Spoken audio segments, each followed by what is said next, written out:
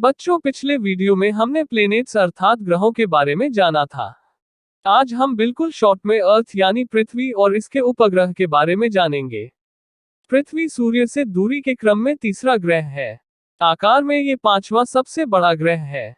हमारी पृथ्वी लगभग गोल आकार की है। ये ध्रुवों पर थोड़ी चपटी तथा मध्य में थोड़ी उभरी हुई है, इसलिए इसके आकार को भू-आभ या फिर जियोइड कहा जाता है।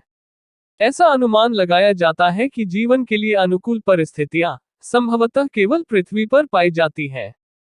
इसलिए इसे हरित ग्रह ग्रीन प्लैनेट भी कहा जाता है। पृथ्वी पर जल की अधिकता के कारण यह अंतरिक्ष से देखने पर नीले रंग की दिखाई देती है, इसलिए इसे नीला ग्रह ब्लू प्लैनेट भी कहते हैं। बच्चों, क्या आप जानते हो, खगोलविदों के अनुसार कई तारों के पास हमारे सौरमंडल की भांति ग्रहों, उपग्रहों आदि आकाशीय पिंडों से बना सुव्यवस्थित तंत्र हो सकता है। और क्या आपको पता है आकाश किस रंग का है? आकाश असली रंग काला है। अब उपग्रह को जानेंगे। सैटेलाइट यानी उपग्रह ऐसे आकाशीय पिंडों को कहा जाता है जो अपने ग्रह की परिक्रमा करते हुए सूर्य की परिक्रमा करते हैं।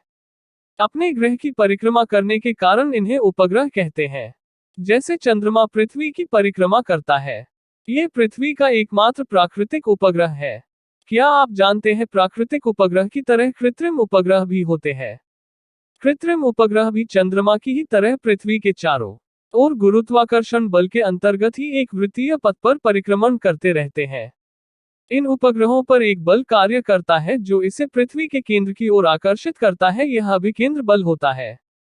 कृत्रिम उपग्रह के उपयोग मौसम की सूचना में इसका प्रयोग किया जाता है।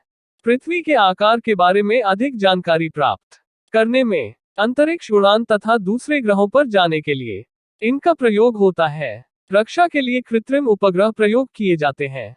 युद्ध काल में दूसरे पर हमला करने में, टेलीविजन कार्यक्रमों तथा रेडियो संवादों को भेजने में, वायुमंडल के बारे में ज्यादा जानकारी प्राप्त करने में, उल्कापिंडों का अध्ययन करने में तथा इनसे बचने में, आंधी तूफान का पता लगाने में। भारत का पहला कृत्रिम उपग्रह आर्यभट्ट है। इसे 19 अप्रैल 1975 ईस्वी को पूर्व सोवियत संघ के बैकानूर अंतरिक्ष केंद्र से इंटरकॉस्मोस प्रक्षेपण यान द्वारा सफलतापूर्वक स्थापित किया गया था। अब हम मून यानी चंद्रमा के बारे में जानेंगे।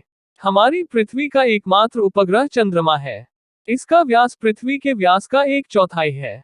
ये हमारी पृथ्वी के सर्वाधिक निकट स्थित आकाशीय पिंड है। पृथ्वी से इसकी दूरी लगभग 3,84,000 किलोमीटर है। ये सूर्य के प्रकाश से प्रकाशित होता है।